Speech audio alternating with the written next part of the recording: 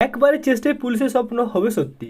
Hello friends, welcome result focus. তো friends, যেমন তোমরা জানো যে প্রতিদিন রাত 8টার সময় আমাদের এই ইউটিউব চ্যানেলে ডাব্লিউপি আর কলকাতা পুলিশের ডেইলি মক টেস্ট ক্লাস করানো হয়, যেখানে আমরা প্রতিদিন 30টি গুরুত্বপূর্ণ প্রশ্ন আলোচনা করি, যে প্রশ্নগুলো তোমাদের এক্সামের ক্ষেত্রে ভীষণ ইম্পর্ট্যান্ট হবে। সে ওয়েস্ট বেঙ্গল পুলিশের এক্সাম বলো বা কলকাতা পুলিশের এক্সাম বলো না কেন, প্রত্যেকটা এক্সামের ক্ষেত্রে এই 30টি প্রশ্ন ভীষণ ইম্পর্ট্যান্ট হবে। আর দেখো ফ্রেন্ডস, আজকে হচ্ছে মক টেস্ট নাম্বার 49। এর আগে আমরা 48টা মক টেস্ট আলোচনা করেছি। যদি তোমরা সেই ভিডিওগুলো না দেখে থাকো, অবশ্যই ডেসক্রিপশন বক্সে প্লে লিস্টের লিঙ্কটি পেয়ে যাবে, সেখান থেকে তোমরা সমস্ত ভিডিওগুলো ওয়াচ করতে পারো। তো চলো ফ্রেন্ডস, আজকের এই মক টেস্ট ক্লাসটাকে আমরা শুরু করি। তো ফ্রেন্ডস, তার আগে তোমাদের কাছে একটাই রিকোয়েস্ট থাকবে, অবশ্যই ক্লাসটিকে একটু শেয়ার করে দিও তোমাদের বন্ধু বান্ধবদের সাথে। যারা যারা ডাব্লিউপি আর কলকাতা পুলিশের জন্য প্রিপারেশন নিচ্ছে, তাদেরকে অবশ্যই এই ক্লাসটিকে একটু শেয়ার করে দেবে। তো চলো ফ্রেন্ডস, আজকের এই মক টেস্ট ক্লাসটাকে আমরা শুরু করি। তো দেখো ফ্রেন্ডস, প্রথমে যে প্রশ্নটা হচ্ছে, কম্পিউটার এর জনক কাকে বলে? অপশন এ নিউটন, বি হচ্ছে অ্যারিস্টটল, সি হচ্ছে চার্লস ব্যাবেজ, আর অপশন ডি হচ্ছে ক্যাশ মেমোরি। তো বলো অ্যান্সারটি কী হবে? যারা যারা পারবে অবশ্যই কিন্তু প্রত্যেকে আমাকে লাইভ চ্যাটে অ্যান্সারটা জানাবে যে এর উত্তরটা কী হবে, কম্পিউটার এর জনক কাকে বলা হয়। অবশ্যই প্রত্যেকে অ্যান্সারটা জানাও। তো ফ্রেন্ডস, এর অ্যান্সারটা কী হবে বলো? তো দেখো ফ্রেন্ডস, এর অ্যান্সারটা হবে, মনে রাখবে, অপশন সি। অপশন সি হবে এর সঠিক উত্তর। চার্লস ব্যাবেজ হচ্ছে কম্পিউটারের জনক বলা হয় চার্লস ব্যাবেজকে। দেখো ফ্রেন্ডস, এর আগের দিন আমরা ঠিক আছে 48 নম্বর ক্লাসে আমরা তোমাদেরকে বলেছিলাম যে আধুনিক কম্পিউটারের জনক কাকে বলা হয়। যারা যারা যারা যারা এর উত্তরটা পারবে অবশ্যই প্রত্যেকে কিন্তু আমাকে কমেন্ট করে এর উত্তরটা জানাবে, কমেন্ট করে, ঠিক আছে, যে আধুনিক কম্পিউটারের জনককে। প্রত্যেকে অ্যান্সারটা আমাকে কমেন্ট করে জানাও, যারা যারা সেই ক্লাসটা দেখেছো অবশ্যই প্রত্যেকেই পারবে। ঠিক, নেক্সট, এরপরে যে প্রশ্ন রয়েছে দেখো 2 নম্বরে, ফেসবুক এর হেডকোয়ার্টার বা সদর দপ্তর বা মুখ্য কার্যালয় এটা কোথায় অবস্থিত? অপশন এ ক্যালিফোর্নিয়া, বি হচ্ছে সান ফ্রান্সিসকো, সি হচ্ছে নিউ ইয়র্ক, আর অপশন ডি হচ্ছে নিউ হোপ। তো বলো অ্যান্সারটা কী হবে? ফেসবুকের হেডকোয়ার্টার কোথায় অবস্থিত? প্রত্যেকে অ্যান্সারটা জানাও। তো ফ্রেন্ডস, এর অ্যান্সারটা কী হবে? এর অ্যান্সারটা হবে, মনে রাখবে, অপশন এ ক্যালিফোর্নিয়াতে অবস্থিত। অপশন এ ক্যালিফোর্নিয়াতে অবস্থিত ফেসবুক আর ইনস্টাগ্রাম এই দুটোর হেডকোয়ার্টার। ঠিক আছে, দেখো ফ্রেন্ডস, দুটো কিন্তু একটা জিনিসই প্রায় একই রকম। ঠিক আছে, ফেসবুক আর মনে রাখবে ইনস্টাগ্রাম এই দুটো হেডকোয়ার্টার অবস্থিত ক্যালিফোর্নিয়া। অপশন এ হবে এর সঠিক উত্তর। ঠিক, নেক্সট, এরপরে যে প্রশ্ন, বিশ্ব স্বাস্থ্য সংস্থার সদর দপ্তর মানে হেডকোয়ার্টার কোথায় রয়েছে? অপশন এ রোমে, বি হচ্ছে জেনেভা, সি হচ্ছে ফ্রান্স, আর অপশন ডি হচ্ছে আমেরিকা।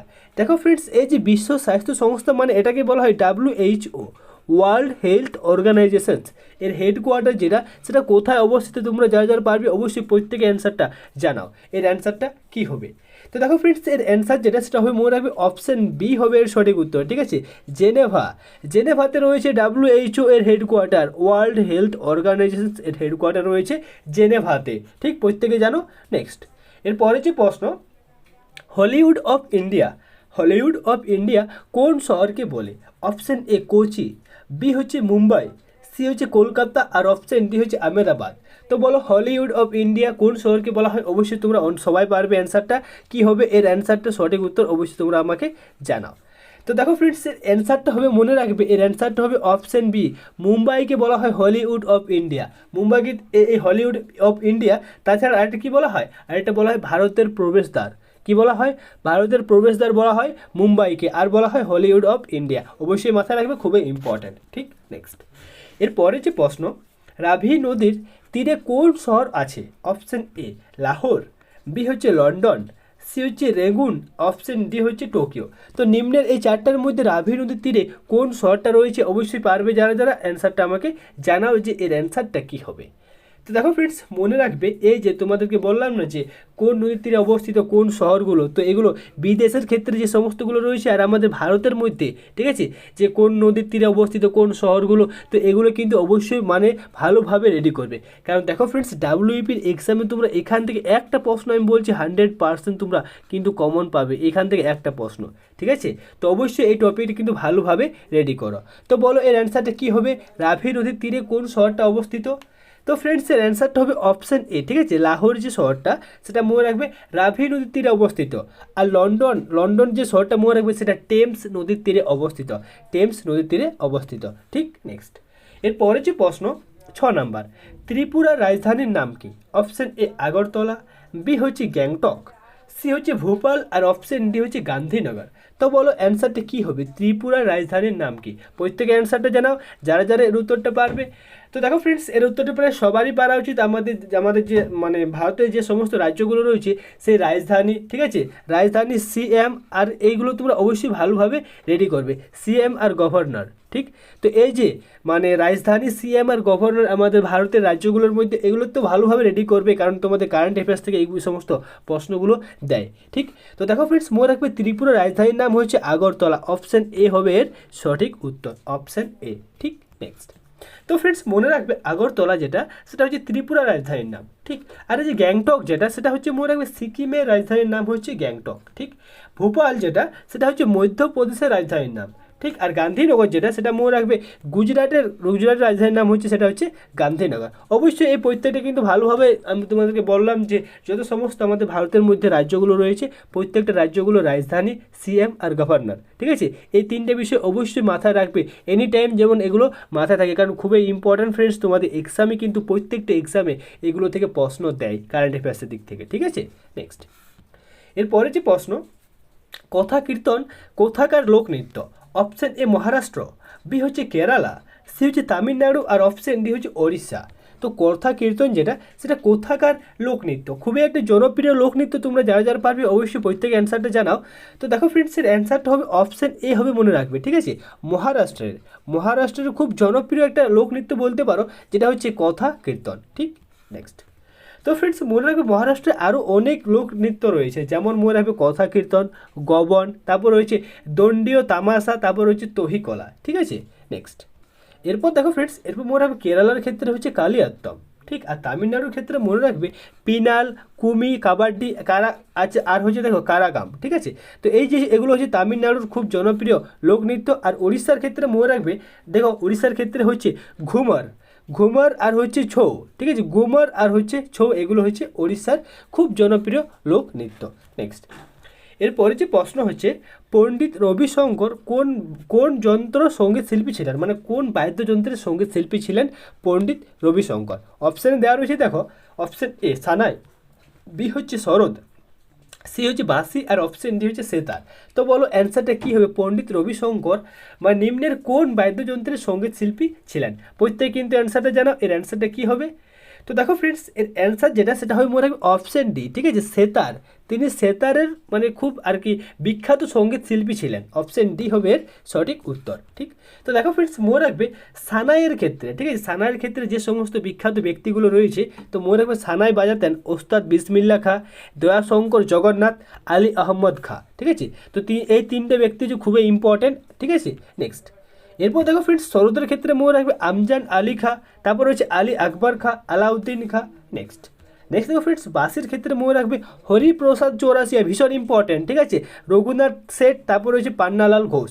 তো এই যে হরিপ্রসাদ চৌরাসি আর পান্নালাল ঘোষ, এগুলো কিন্তু খুবই ইম্পর্টেন্ট। আর এই যে সরোদের ক্ষেত্রে মনে রাখবে আমজান আলী খাঁ, আলী আকবর খাঁ, আলাউদ্দিন খাঁ, তিনটে কিন্তু ভীষণ ইম্পর্টেন্ট। সানার ক্ষেত্রে হচ্ছে ওস্তাদ বিসমিল্লা খাঁ, এটা কিন্তু খুবই ইম্পর্টেন্ট। আর সেতার ক্ষেত্রে বললাম যে পণ্ডিত রবিশঙ্কর, ঠিক।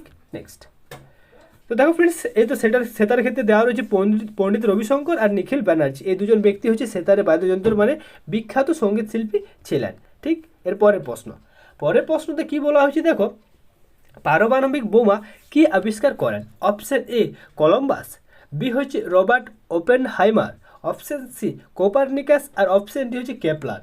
তো বলো অ্যান্সারটা কী হবে, পারমাণবিক বোমা কি আবিষ্কার করে? প্রত্যেক অ্যান্সারটা জানাও, যারা যারা পারবে। তো দেখো ফ্রেন্ডস, এর অ্যান্সারটা হবে মনে রাখবে অপশান বি রবার্ট ওপেনহাইমার, ঠিক আছে।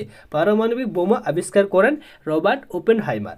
আর দেখো ফ্রেন্ডস, গ্রহগুলোর নিয়ম মানে গ্রহগুলোর গতির নিয়ম দেয় কি, যে আমাদের সৌরজগতে যে সমস্ত গ্রহগুলো রয়েছে, ঠিক আছে, তো সেই সমস্ত গ্রহগুলোর যে গতি, যে এদিকে ঘুরবে এই গ্রহটা এদিকে ঘুরবে, তো এই যে গ্রহগুলোর গতির নিয়ম দেন মনে রাখবে কেপলার, ঠিক আছে। আর সৌরজগতের গ্রহগুলোর খোঁজ করে কে, সেটা মনে কপারনিকাস সৌরজগতের গ্রহগুলোর খোঁজ করে। আর কলম্বাস কী করে, অবশ্যই তোমরা আমার কমেন্ট করে জানাও, প্রত্যেকে কমেন্ট করে জানাও যে কলম্বাস কী করে, ঠিক আছে। এটা কিন্তু আমি তোমাদেরকে বলছি না, তোমরা আমাকে কমেন্ট করে এর অ্যান্সারটা প্রত্যেকে জানাও, যে এর কলম্বাস মানে কী করেন আর কি, কী বিখ্যাত ব্যক্তি ছিলেন, কী আবিষ্কার করেন, সেটা তোমরা আমাকে কমেন্ট করে জানাও।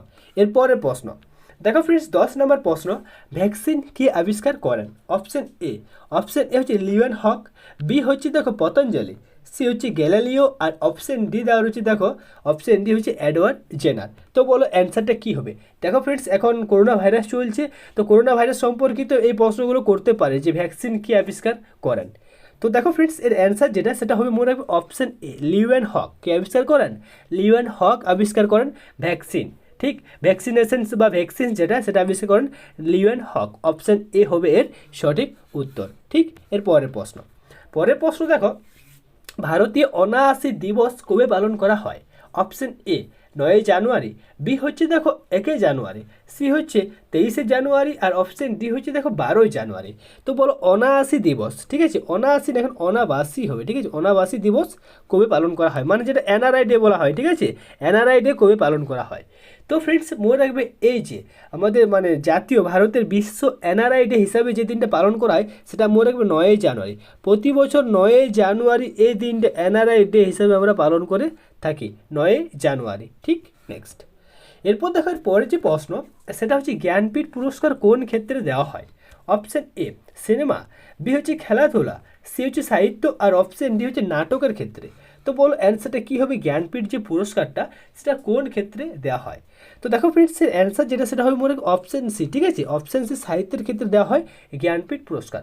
দেখো ফ্রেন্ডস, এই যে জ্ঞানপীঠ পুরস্কার, বুকার পুরস্কার, অস্কার পুরস্কার, এইভাবে ধ্যানচন্দ পুরস্কার, এইভাবে যে সমস্ত পুরস্কারগুলো রয়েছে না, সেগুলো কোন ক্ষেত্রে দেওয়া হয় অবশ্যই কিন্তু ভালোভাবে রেডি করবে। কারণ দেখো ফ্রেন্ডস, তোমাদের এই অ্যাওয়ার্ড থেকে, ঠিক আছে, অ্যাওয়ার্ড থেকে কিন্তু একটা প্রশ্ন ডাব্লিউবি বলো বা কলকাতা পুলিশের এক্সাম বলো, প্রত্যেকটা এক্সাম কিন্তু এখান থেকে একটা প্রশ্ন এক্সামে দেয়, ঠিক আছে। তাই তোমাদেরকে বলছি এই অ্যাওয়ার্ডগুলো কিন্তু ভালোভাবে রেডি করো, যে মানে কোন ক্ষেত্রে কোন অ্যাওয়ার্ডগুলো দেওয়া হয়। ঠিক, এর পরের প্রশ্ন হচ্ছে পৃথিবীর কেন্দ্রে কোনো বস্তুর ওজন কত? অপশন এ সর্বাধিক, বি হচ্ছে ওজনের কোনো পরিবর্তন হবে না, সি হচ্ছে ওজন শূন্য হবে, অপশন ডি হচ্ছে ওজন 2 কেজি কমে যাবে। পৃথিবীর কেন্দ্রে কোনো বস্তুর ওজন কত? দেখো ফ্রেন্ডস, তোমাদেরকে একটা জিনিস আমি বলতে চাই, দেখো তার আগে অ্যান্সারটা আমাকে জানাও যে এর অ্যান্সারটা কী হবে। তো দেখো তোমরা অনেকেই জানো, ঠিক আছে, যে ওজন একে বলা হয়, কি বলা হয়? ভার বলা হয়, ভার। ওজনকে আবার ভার বলা হয়, ঠিক আছে। এই ওজন, ভার, আর একটা রয়েছে ভর। তো দেখো ফ্রেন্ডস, এই দুটোর মধ্যে পার্থক্য রয়েছে। ওজন বা ভার বলা হয়, আর একে বলা হয় ভর। তো দেখো ভর যে জিনিসটা সেটা মনে রাখবে যে কোনো বস্তুর মধ্যে মোট যে পরিমাণ জড় পদার্থ রয়েছে, কোনো বস্তুর মধ্যে মোট যে পরিমাণ জড় পদার্থ রয়েছে তাকে বস্তুর কি বলে? ভর বলে।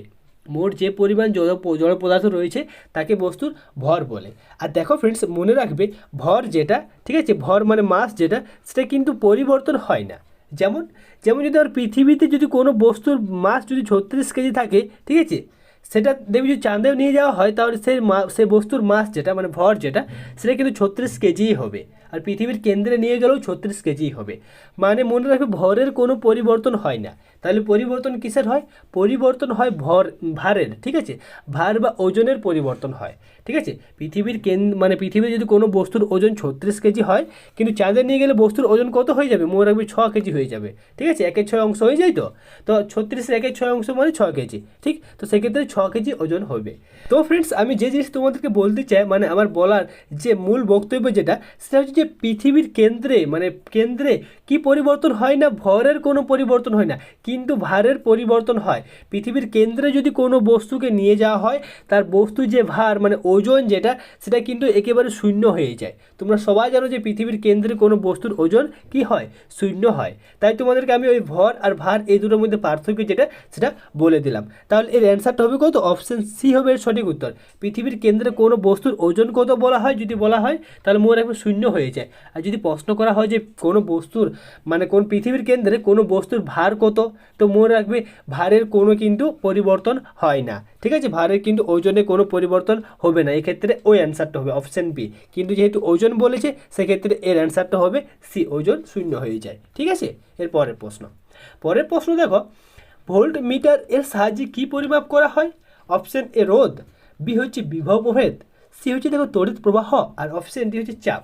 তো ভোল্ট মিটার এর সাহায্যে কী মাপা হয়? তো দেখো ফ্রেন্ডস, এর অ্যান্সার যেটা সেটা হবে মনে রাখবে অপশন বি, বিভব প্রভেদ মাপা হয় ভোল্ট মিটার যন্ত্রটার সাহায্যে। কী মাপা হয়? বিভব প্রভেদ। ঠিক। আর দেখো ফ্রেন্ডস, আরেকটা প্রশ্ন করা হয়েছে অ্যাম মিটার যন্ত্রের সাহায্যে কী মাপা হয়? তো মনে রাখবে অ্যাম মিটার যন্ত্রের সাহায্যে মাপা হয় তড়িৎ প্রবাহ। অ্যাম মিটার যন্ত্রের সাহায্যে মাপা হয় তড়িৎ প্রবাহ। ঠিক আছে, আর এর অ্যান্সারটা হবে অপশন বি। নেক্সট, এরপরে যে প্রশ্ন, ভিটামিন ডি এর অভাবে কী রোগ হয়? অপশান এ রাতকানা, বি হচ্ছে স্কারফে, সি হচ্ছে রিকেটস, আর অপশান ডি হচ্ছে গলগণ্ড। তো বলো অ্যান্সারটা কী হবে? ভিটামিন ডি এর অভাবে কী রোগ হয়? প্রত্যেকে অ্যান্সারটা জানাও, এর অ্যান্সারটা কী হবে? তো দেখো ফ্রেন্ডস, এর অ্যান্সার যেটা সেটা হবে মনে রাখবে option C. Option C, rickets যে রোগটা সেটা মনে রাখবে ভিটামিন ডি এর অভাবে হয়। কী রোগ হয়? রিকেটস রোগ হয়। আর ভিটামিন এ এর অভাবে মনে রাখবে রাতকানা রোগ হয়। ভিটামিন সি এর অভাবে স্কারভি রোগ হয়। ভিটামিন সি এর অভাবে স্কারভি হয়। আর বি এর অভাবে মনে রাখবে বেরি যে রোগটা হয় সেটা ভিটামিন বি এর অভাবে হয়। ঠিক। আর দেখো ফ্রেন্ডস, আয়োডিনের অভাবে মনে রাখবে আয়োডিনের অভাবে গলগণ্ড রোগটা হয়। ঠিক, প্রত্যেকটা বলে দিলাম। এর পরের প্রশ্ন, দেখো 16 নাম্বার, রক্তের পিএইচ মান কত? অপশান এ 7, বি হচ্ছে দেখো 7.9, সি হচ্ছে 7.4, অপশান ডি হচ্ছে 8.4। তো রক্তের যে পিএইচ মান, ঠিক আছে, পোটেনশিয়াল অফ হাইড্রোজেন এই যে মানটা, এই মানটা কত? এটা রক্তে কত? তো দেখো ফ্রেন্ডস, তোমরা সবাই জানো যে জলে এর মানটা থাকে 7, মানে নিউট্রাল। ঠিক আছে, 7 মানে নিউট্রাল। দেখো ফ্রেন্ডস, এই যে পিএইচ স্কেল এটাকে বলা হয়। ঠিক আছে, তো পিএইচ স্কেলে 7 যে মানটা এটা হচ্ছে নর্মাল মানে নিউট্রাল মানটা। ঠিক আছে, যদি 7-এর থেকে বেশি হয়ে যায় সেটা কি হবে? সেটা হবে ক্ষারীয়। আর যদি কমে যায়, 7-এর থেকে কমে যায়, তাহলে মনে রাখবে এটা হবে কি 0, মানে কমে গেলে হবে সেটা অম্ল, বেড়ে গেলে সেটা হবে ক্ষারীয়। ঠিক। তো ফ্রেন্ডস, মনে রাখবে যে রক্তের পিএইচ মানটা, রক্ত যেটা সেটা হচ্ছে একটু এমন হালকা ক্ষারীয় ধর্মী, রক্ত হচ্ছে হালকা ক্ষারীয় ধর্মী, মানে এর মানটা 7-এর থেকে কিন্তু বেশি হবে। রক্ত যেহেতু ক্ষারীয় ধর্মী, তাই দেখো ফ্রেন্ডস, 7-এর মান মানে যদি পিএইচ স্কেলে, ঠিক আছে, যে নর্মাল তো 7, ঠিক আছে, 7-এর থেকে বেশি হয়ে গেলে সেটা ক্ষারীয়, আর কম হয়ে গেলে অম্ল মানে অ্যাসিড, কম হয়ে গেলে অ্যাসিড, আর বেশি হয়ে গেলে ক্ষারীয়। তো দেখো তোমরা যখন পড়েছো রক্ত হচ্ছে হালকা ক্ষারীয় ধর্মী, ঠিক আছে, মানে এর মানটা কিন্তু 7-এর থেকে বেশি হবে। তো কত হবে এর অ্যান্সার? এর অ্যান্সার হবে অপশান সি, 7.4।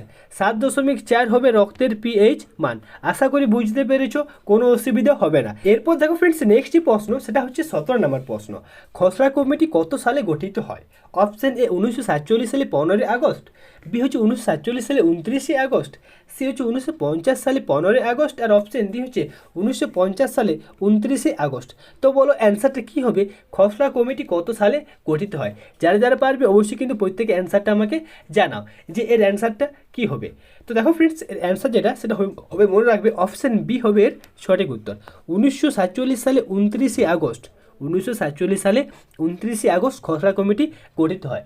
আর দেখো ফ্রেন্ডস, খসড়া কমিটির যে সভাপতি মানে চেয়ারম্যান যদি বলা হয়, তাহলে মনে রাখবে বি আর আম্বেদকর হচ্ছে খসড়া কমিটির সভাপতি বা চেয়ারম্যান। আর দেখো যদি প্রশ্ন করা হয় যে খসড়া কমিটির মোট সদস্য সংখ্যা কত ছিল, তো মনে রাখবে মোট সদস্য সংখ্যা কত ছিল? সেটা ছিল 7 জন সদস্য ছিল খসড়া কমিটিতে। ঠিক আছে, আর প্রতিষ্ঠাতা হয় 1949 সালে 29 আগস্ট। চেয়ারম্যান ছিল বি আর আম্বেদকর, সদস্য ছিল 7 জন।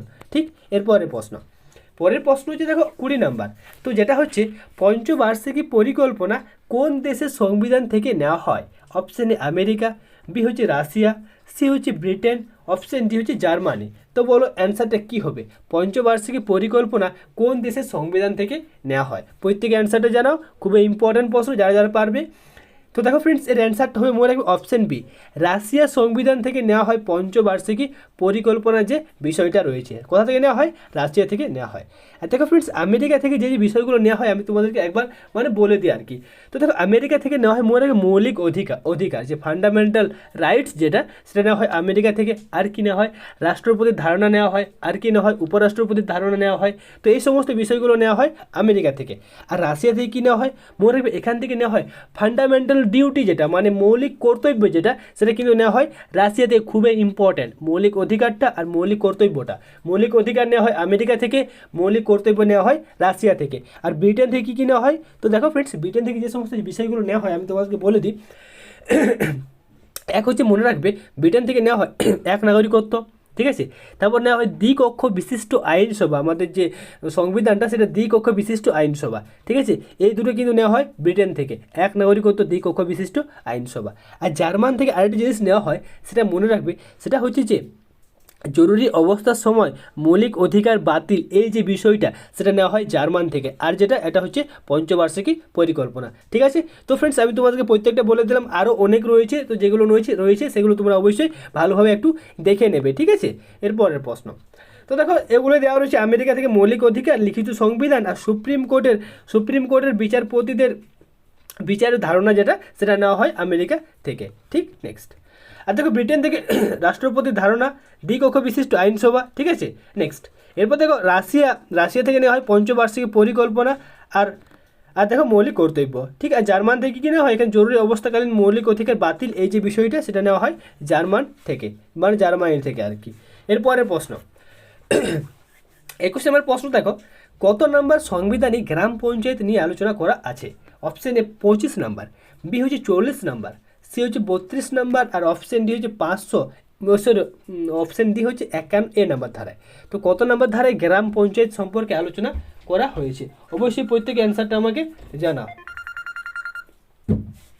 তো দেখো ফ্রেন্ডস, এর অ্যান্সার যেটা সেটা হবে মনে রাখবে অপশন বি হবে এর সঠিক উত্তর।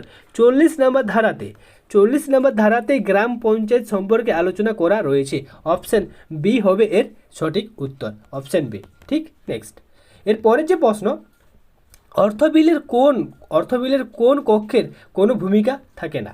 অপশন এ লোকসভা, বি হচ্ছে রাজ্যসভা, সি হচ্ছে লোকসভা ও রাজ্যসভা আর অপশন ডি হচ্ছে উপরের কোনোটিই নয়। তো বলো অ্যান্সারটা কি হবে? অর্থ বিলে কোন কক্ষের কোনো ভূমিকা থাকে না? প্রত্যেকে অ্যান্সারটা জানাও, এর অ্যান্সারটা কি হবে?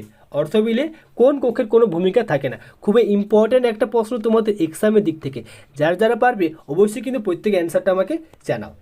তো দেখো ফ্রেন্ডস, এর অ্যান্সার যেটা সেটা হবে মনে রাখবে অপশান বি হবে এর সঠিক উত্তর। ঠিক আছে, রাজ্যসভার মনে রাখবে অর্থ বিলের কোনো ভূমিকা থাকে না। ঠিক, আর দেখো ফ্রেন্ডস মনে রাখবে এর অ্যান্সার যেটা সেটা হবে অপশান বি। ঠিক, আর মনে রাখবে এই যে অর্থ বিলে, ঠিক আছে, অর্থ বিলে তাহলে কোন কক্ষের বেশি মানে সব থেকে বেশি ভূমিকা থাকে সেটা হবে লোকসভাতে। ঠিক আছে, লোকসভার সব থেকে বেশি ভূমিকা থাকে। আর দেখো ফ্রেন্ডস, কোনো বিল অর্থ বিল কিনা সেটা কে ঠিক করে? সেটা ঠিক করে মনে রাখবে স্পিকার। লোকসভার সভাপতি হচ্ছে স্পিকার, আর স্পিকার ঠিক করে যে কোনো বিল যেটা মানে কোনো বিল যদি পাস হয় সেটা বলে যে এটা অর্থ বিল কি অর্থ বিল লয়। ঠিক আছে, সেটা ঠিক করে মনে রাখবে স্পিকার, লোকসভার সভাপতি স্পিকার। ঠিক, নেক্সট। এরপর আর দেখো ফ্রেন্ডস, এই যে লোকসভা রাজ্যসভা সম্পর্কে আর দুটো প্রশ্ন করা হয়, আমি তোমাদেরকে বলে দিই। যেটা হচ্ছে যে লোকসভার সভাপতি যেটা সেটা হচ্ছে স্পিকার, আর রাজ্যসভার সভাপতি সেটা মনে রাখবে সেটা হচ্ছে উপরাষ্ট্রপতি। রাজ্যসভার সভাপতি হচ্ছে উপরাষ্ট্রপতি আর লোকসভার সভাপতি হচ্ছে স্পিকার। ঠিক, আর দেখো ফ্রেন্ডস, এই যে মানে যদি প্রশ্ন করা হয়েছে পার্লামেন্টে মানে সংসদের নিম্নকক্ষের নাম কি, সেটা মনে রাখবে লোকসভা, আর উচ্চকক্ষের নাম সেটা মনে রাখবে রাজ্যসভা। ঠিক আছে, তো এই যে লোকসভা রাজ্যসভা সম্পর্কে আরও প্রশ্ন করা হয়, যেগুলো মনে রাখবে যে বর্তমানে লোকসভার সদস্য সংখ্যা কত, ঠিক আছে, আগে কত ছিল, বর্তমানে রাজ্যসভার সদস্য সংখ্যা ছিল কত এখন মানে বর্তমানে, ঠিক আছে, আগে কত ছিল। তো এই বিষয়গুলো তোমরা অবশ্যই দেখে নেবে, ইম্পর্টেন্ট যেগুলো আমি তোমাদেরকে বলে দিলাম। নেক্সট, এরপরে যে প্রশ্ন, দামোদর নদীর উৎপত্তি স্থল কোথায়? অপশন এ হিমালয় থেকে, বি হচ্ছে মানস সরোবর থেকে, সি হচ্ছে ছোটনাগপুর মালভূমি থেকে আর অপশন ডি হচ্ছে পূর্বঘাট পর্বত থেকে। তো দামোদর নদী যেটা সেটা কোথা থেকে উৎপত্তি হয়? যারা পারবে অবশ্যই কিন্তু প্রত্যেকে আমাকে অ্যান্সারটা জানাও। তো দেখো ফ্রেন্ডস, এর অ্যান্সার যেটা সেটা হবে মনে হয় অপশন সি। ঠিক আছে, ছোটনাগপুর মালভূমি থেকে দামোদর নদী উৎপত্তি হয়। অপশন সি হবে এর সঠিক উত্তর। এর অ্যান্সারটা অবশ্যই প্রত্যেকের দেওয়া উচিত ছিল যে দামোদর নদীর উৎপত্তিটা কোথা থেকে হয়। ঠিক আছে, আর দেখো ফ্রেন্ডস, মনে হয় মানস সরোবর থেকে কোন নদীর উৎপত্তি হয় এটা তোমরা আমাকে কমেন্ট করে জানাও। এটা প্রত্যেকের পারা উচিত, কমেন্ট করে জানাও যে মানস সরোবর থেকে কোন নদীর উৎপত্তি হয়। প্রত্যেকে আমাকে কিন্তু অ্যান্সারটা কমেন্ট করে জানাবে। ঠিক আছে, কমেন্ট করে জানাবে। নেক্সট, এরপরে যে প্রশ্ন, গঙ্গা নদীর প্রধান উপনদীর নাম কি? অপশন এ আলাকানন্দা, বি হচ্ছে মন্দাকিনী, সি হচ্ছে ভাগীরথী আর অপশন ডি হচ্ছে গণ্ডক। তো বলো অ্যান্সারটা কী হবে? গঙ্গা নদীর প্রধান উপনদীর নাম কি? দেখো গঙ্গা নদীর অনেক উপনদী রয়েছে, কিন্তু যার মধ্যে প্রধান যে উপনদীটা সেটার নাম কি? অবশ্যই যার পারবে অ্যান্সারটা আমাকে জানাও। তো দেখো ফ্রেন্ডস, যে অ্যান্সারটা হবে মনে রাখবে অপশন সি ভাগীরথী নদী হচ্ছে গঙ্গা নদীর প্রধান উপনদীর নাম। অপশন সি হবে এর সঠিক অ্যান্সার। নেক্সট, এরপরে যে প্রশ্ন হচ্ছে দেখো, পৃথিবীর জনবহুল দেশ হিসাবে ভারত কত নম্বরে রয়েছে? পৃথিবীর মধ্যে জনবহুল দেশ হিসাবের মধ্যে ভারত কত নাম্বার রয়েছে? অপশন এ প্রথম, বি হচ্ছে দ্বিতীয়, সি হচ্ছে তৃতীয় আর অপশন ডি হচ্ছে চতুর্থ স্থানে। তো বলো অ্যান্সারটা কী হবে? পৃথিবীর জনবহুল দেশের মধ্যে ভারত কত নাম্বারে রয়েছে? তো ফ্রেন্ডসের অ্যান্সারটা হবে মনে রাখবে অপশন বি, ঠিক আছে, সেকেন্ড মানে দ্বিতীয় নাম্বারে রয়েছে ভারত। আর প্রথম নাম্বার রয়েছে কি, এটা মনে রাখবে চীন। চীন রয়েছে প্রথম নাম্বারে, দ্বিতীয় নাম্বার রয়েছে আমাদের ভারত। জনবহুলের মানে দেশের দিক থেকে রয়েছে ভারত দ্বিতীয় নাম্বারে, ঠিক আছে। পরের প্রশ্ন হচ্ছে দেখো, কপিলধারা জলপ্রপাত কোথায় অবস্থিত? অপশন এ সোন নদীর উপর, বি হচ্ছে চম্বল নদীর উপর, সি হচ্ছে নর্মদা নদীর উপর, আর অপশন ডি হচ্ছে কৃষ্ণা নদীর উপর। তো অ্যান্সারটা প্রত্যেকের পারা উচিত, খুবই ইম্পর্ট্যান্ট একটা প্রশ্ন। যারা যারা পারবে অবশ্যই অ্যান্সারটা আমাকে জানাও যে কপিলধারা জলপ্রপাত যেটা সেটা কোথায় অবস্থিত। তো দেখো ফ্রেন্ডস, এর অ্যান্সার যেটা সেটা হবে অপশন সি হবে এর সঠিক উত্তর। নর্মদা নদীর উপর অবস্থিত কপিলধারা জলপ্রপাত, অপশন সি হবে এর সঠিক অ্যান্সার, ঠিক আছে। নেক্সট, এরপরে যে প্রশ্ন রয়েছে, 3 বিঘা করিডোর কোন কোন দেশকে ভাগ করেছে? অপশন এ ভারত ও চীন, বি হচ্ছে ভারত ও পাকিস্তান, সি হচ্ছে ভারত ও নেপাল, আর অপশন ডি হচ্ছে ভারত ও বাংলাদেশ। তো 3 বিঘা করিডোর যেটা সেটা কোন কোন দেশকে ভাগ করেছে? তো দেখো ফ্রেন্ডস, প্রত্যেকের অ্যান্সারটা পারা উচিত যে বাউন্ডারি লাইন থেকে এর প্রশ্নটা, ঠিক আছে। তো দেখো এর প্রশ্ন এর অ্যান্সার যেটা সেটা হবে অপশন ডি, ভারত আর বাংলাদেশের যে সীমারেখা সেটা রয়েছে 3 বিঘা করিডোর, ভারত আর বাংলাদেশের সীমারেখার নাম, ঠিক। পরের প্রশ্ন যে দেখো, প্রথম চন্দ্রগুপ্ত কোন উপাধি নিয়েছিল? অপশন এ কবিরাজ, বি হচ্ছে মহারাজ ধীরাজ, সি হচ্ছে দ্বিতীয় অশোক, আর অপশন ডি হচ্ছে দেবপ্রিয়। তো বলো অ্যান্সারটা কী হবে? প্রথম চন্দ্রগুপ্ত কোন উপাধিটা নিয়েছিল? প্রত্যেকে অ্যান্সারটা আমাকে জানাও। তো দেখো ফ্রেন্ডস, এর যে অ্যান্সারটা হবে মনে রাখবে অপশান বি হবে এর সঠিক উত্তর। মহারাজ ধীরাজ যে উপাধিটা সেটা নিয়েছিল কে? প্রথম চন্দ্রগুপ্ত নিয়েছিল মহারাজ ধীরাজ এই উপাধিটা। অপশান বি হবে এর সঠিক উত্তর। নেক্সট দেখতে হবে ফ্রেন্ডস, 29 নম্বর প্রশ্ন, দান সাগর ও অদ্ভুত সাগর এই দুটি গ্রন্থ কার লেখা? Option A Ballal Sen, B হচ্ছে উমাপতি, সি হচ্ছে দেখো লক্ষণ সেন, আর অপশান ডি হচ্ছে ধৈ। তো বলো অ্যান্সারটা কী হবে? দেখো ফ্রেন্ডস, নেক্সট ক্লাস কিন্তু এই প্রশ্নটা আমি একবার মানে রিপিট করেছিলাম, ঠিক আছে, যে দান সাগর আর অদ্ভুত সাগর গ্রন্থ দুটি সেটা কার লেখা। তো এর অ্যান্সার যেটা সেটা হবে অপশন এ বল্লাল সেনের লেখা হচ্ছে দান সাগর আর লক্ষণ সাগর এই দুটি, অদ্ভুত সাগর এই দুটি গ্রন্থটা, ঠিক আছে। নেক্সট দেখো ফ্রেন্ডস, আজকের এই ভিডিওর শেষ প্রশ্ন আর 30 নম্বর প্রশ্ন যেটা সেটা হচ্ছে, ভারতের শেষ ব্রিটিশ ভাইসরয়ের নাম কি বা কে ছিলেন? Option A lord Mountbatten, B হচ্ছে লর্ড কর্নওয়ালিস, সি হচ্ছে লর্ড ক্যানিং, আর অপশন ডি হচ্ছে লর্ড রিপন। তো বলো অ্যান্সারটা কী হবে? ভারতের শেষ ব্রিটিশ ভাইসরয় কে ছিলেন? তো ফ্রেন্ডস, এই প্রশ্নের অ্যান্সারটা দেওয়ার আগে তোমাদেরকে আমি একটা হোমওয়ার্ক, ঠিক আছে, হোমওয়ার্ক প্রশ্ন দিয়ে তোমরা প্রত্যেকে কিন্তু অ্যান্সারটা জানাও। দেখো ফ্রেন্ডস, তোমরা সবাই পুলিশের প্রিপারেশন মানে করছো, ঠিক আছে, পুলিশের জন্য। তো বলো অ্যান্সার, প্রশ্নটা হচ্ছে যে আমার যে এই যে পুলিশ ব্যবস্থা সেটা কে চালু করে? পুলিশ ব্যবস্থা যেটা সেটা কে চালু করে? অপশান রয়েছে তোমাদের এই 4টায়, ঠিক আছে, এই 4টা অপশান রয়েছে। 4টার মধ্যে অ্যান্সারটা কী হবে অবশ্যই আমাকে কমেন্ট করে জানাবে যে পুলিশ ব্যবস্থা যেটা সেটা কে চালু করে। তোমরা সবাই কলকাতা পুলিশ মানে তারপর রয়েছে পশ্চিমবঙ্গ পুলিশের জন্য প্রিপারেশন করছো, তো এর অ্যান্সারটা আমাকে অবশ্যই জানাবে। আর এই যে ভারতের শেষ ব্রিটিশ ভাইসরয় এর নাম কি ছিল? এর অ্যান্সারটা হবে মনে রাখবে option A lord Mount Batten. Option A হবে এর সঠিক উত্তর, লর্ড মাউন্ট ব্যাটেন। তো ফ্রেন্ডস, আশা করবো তোমরা এই 30টি প্রশ্নের মধ্যে 30টি প্রশ্নের অ্যান্সার দিয়েছো। আর দেখো ফ্রেন্ডস, যতগুলো তোমাদেরকে প্রশ্ন আমি হোমওয়ার্কে দিলাম অবশ্যই কিন্তু প্রত্যেকটা প্রশ্নের কিন্তু আমাকে অ্যান্সার এক্ষুনি কমেন্ট করে তোমরা জানাও যে এর অ্যান্সারগুলো কী হবে, ঠিক। আর দেখো, যদি তোমাদের ভিডিওটা ভালো লেগে থাকে অবশ্যই কিন্তু ভিডিওটাকে লাইক করতে ভুলো না। আর যদি তোমরা কেউ এই চ্যানেলে কেউ যদি নতুন হয়ে থাকো অতি অবশ্যই কিন্তু চ্যানেলটিকে সাবস্ক্রাইব করে নেবে, ঠিক আছে। এইভাবে WB constable, lady constable, Kolkata পুলিশের সমস্ত চাকরি সংক্রান্ত সমস্ত আপডেট পাওয়ার জন্য অবশ্যই কিন্তু চ্যানেলটিকে সাবস্ক্রাইব করে নেবে। তো চলো ফ্রেন্ডস, দেখা হবে নেক্সট ক্লাসে। আজকের এই ক্লাসটা আমরা এখানেই শেষ করছি। ধন্যবাদ।